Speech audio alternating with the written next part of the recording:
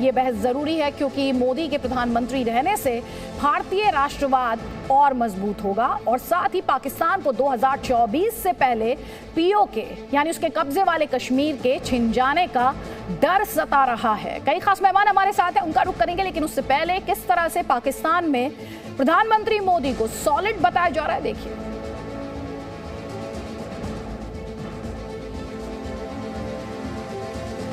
तो चलिए रिपोर्ट हम आपको दिखाएंगे। कई खास मेहमान हमारे साथ हैं। आरजू काजमी हमारे साथ हैं पाकिस्तान से, अमजद अयूब मिर्जा एक्टिविस्ट हैं पीओके में, मेजर जनरल एसपी सिन्हा हमारे साथ हैं, डिफेंस एक्सपर्ट हैं, इरशाद अहमद पीएमएलएन के नेता हैं, आईनी खान पत्रकार हैं और शहजाद अनवर फारूकी पाकिस्तान से हमारे साथ हैं, पत्रकार हैं।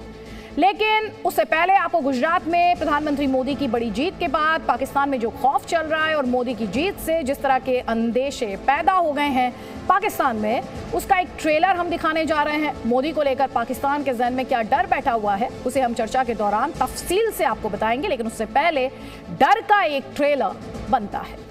तो ये तो रही कि पाकिस्तान में मोदी का खौफ किस तरह से है, क्योंकि गुजरात में ब्रांड मोदी की जीत से पाकिस्तान में कुछ साइड इफेक्ट्स से दिखाई दे रहे हैं। उसी पर बात करने के लिए हमारे साथ पाकिस्तान से कुछ खास मेहमान हैं। जैसा कि हमने आपको बताया, आरजू काजमी हमारे साथ हैं, पत्रकार हैं पाकिस्तान से, अमजद अयूब मिर्जा पीओके में एक्टिविस्ट हैं, इरशाद अहमद पीएमएलएन के नेता हैं, मेजर जनरल एसपी सिन्हा हमारे साथ हैं, डिफेंस एक्सपर्ट हैं।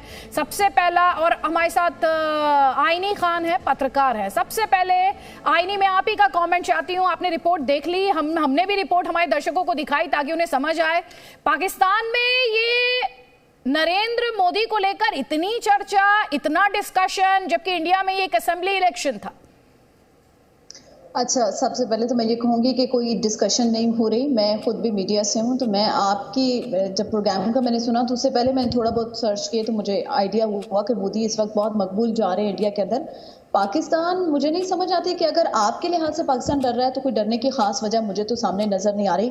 थोड़ा सा कंसर्न है, मुझे तो है, जब हम मेरे मुसलमान बहन भाई वहाँ पे रहते हैं, मोदी ने उनके साथ गुजरात के अंदर क्या किया, वर्ल्ड टाइटल उसको दिया गया बुचर ऑफ गुजरात, और अगर दोबारा से वो आ जाते हैं तो वहाँ पे मुसलमानों के साथ क्या हालात उनके होंगे और कितनी उनको मजहबी आज़ादी दी जाएगी। बाकी आप कश्मीर की बात करिए तो कश्मीर, आज तक तो मोदी ने कश्मीर के हवाले से कोई स्टैंड नहीं दिया, और मैं नहीं देखती हूँ कि अगर वो इलेक्शन जीत के दोबारा से अक्सरियत के साथ आ जाते हैं तो मोदी कश्मीर के हवाले से कुछ कर देगा। लेकिन मैं ये दुआ जरूर करूंगी कि अगर इंडिया की आवाम चाहती है कि मोदी दोबारा आए और उनको लगता है कि मोदी उनके लिए बेहतर है तो यकीनन उसको जरूर आना चाहिए। पॉलिटिक्स में, डेमोक्रेसी में यही होता है कि जो आवाम में ज्यादा मकबूल होता है उसको सामने आना चाहिए। लेकिन पाकिस्तान के ऊपर या कश्मीर के इशू को लेकर मैं नहीं समझती हूँ कि मोदी ने पहले कोई खास स्टेप लिए थे या अभी फर्दर मोदी की तरफ से कोई एक्शन लिया जाएगा। चलिए आईनी जी, आपने जो बात कही वो आप कि अपनी गवर्नमेंट को भी समझा देती है। आर्टिकल 370 पे कोई स्टेप नहीं लिया नरेंद्र मोदी ने।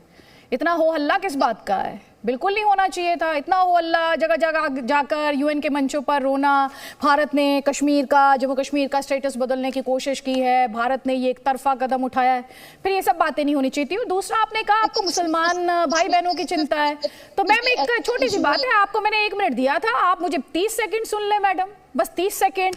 आपको बहुत ही मुसलमानों की चिंता, मैम आपको बलूचों को भी चिंता होनी चाहिए, आपको पीओके में रहने वाले मुसलमानों की भी चिंता होनी चाहिए, आपको सिंध की भी चिंता होनी चाहिए, आपकी फौज के खिलाफ जो दहशतगर्दी के नारे लगते हैं उनकी भी होनी चाहिए, और आपको आपके यहाँ जो माइनॉरिटीज हैं उनकी बहुत चिंता होनी चाहिए, क्योंकि मुझे बहुत चिंता है उनकी।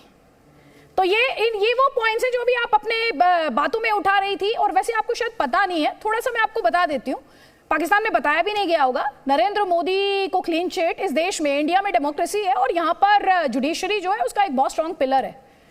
तो देश की सर्वोच्च अदालत ने, सुप्रीम कोर्ट ने उन्हें क्लीन चिट दी है, ये आपको पता होना चाहिए, टू बी फैक्चुअल। चलिए जल्दी से कमेंट इरशाद अहमद।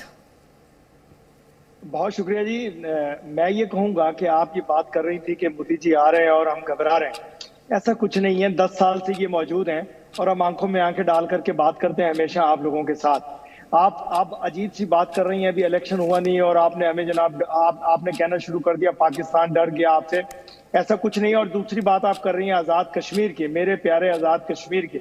मैं हमेशा आपसे आपके प्रोग्राम में आपके साथ यही डिस्कस करता हूं कि मकबूजा कश्मीर की खैर में जाइए, वो कश्मीरी आज़ाद करवाने वाले हैं आपसे, और इंशाल्लाह जहां तक होगा पाकिस्तान उनकी मदद जरूर करेगा और करता है हमेशा, और पूरी दुनिया उनके साथ है कश्मीरियों के, जो कि आपके जुल्म और बर्बरियत का निशाना बने हुए हैं। दूसरी बात यह है कि हिंदुस्तान में आप बात करती हैं अकलियतों की, अकलियतों का हाल देखिए क्या है कि हमारे सिख भाई, आपके मुल्क के लोग हिंदुओं से कितना दबे हुए हैं कि आप कोशिश कर रहे हैं उन्हें दबाने की, लेकिन सिख बड़ा ताकतवर इंसान है, ताकतवर लोग हैं, उनका वो जीदार लोग हैं सिख, वो आपसे कभी दबेंगे नहीं। वो इंशाल्लाह अपनी आजादी लेंगे और आजादी आपसे हासिल करके रहेंगे। देखिएगा खालिस्तान बनते हुए देखिएगा, अगर मोदी आ गया आराम से बैठ जाइए इरशाद अहमद। देखिएगा आपने, सुनिए सुनिए सुनिए सुनिए सुनिए, आप जिस देश की बात कर रहे हैं ना, जिस देश की आप बात कर रहे हैं, आपने डॉक्टर मनमोहन सिंह का नाम सुना है? डॉक्टर मनमोहन सिंह का नाम सुना है? नहीं सुना होगा। नहीं सुनिए, से हम डरेंगे? 10 साल से मोदी उधर मौजूद है। एक सेकेंड इरशाद अहमद, खालिस्तान बनने इरशाद अहमद, याद रखिएगा।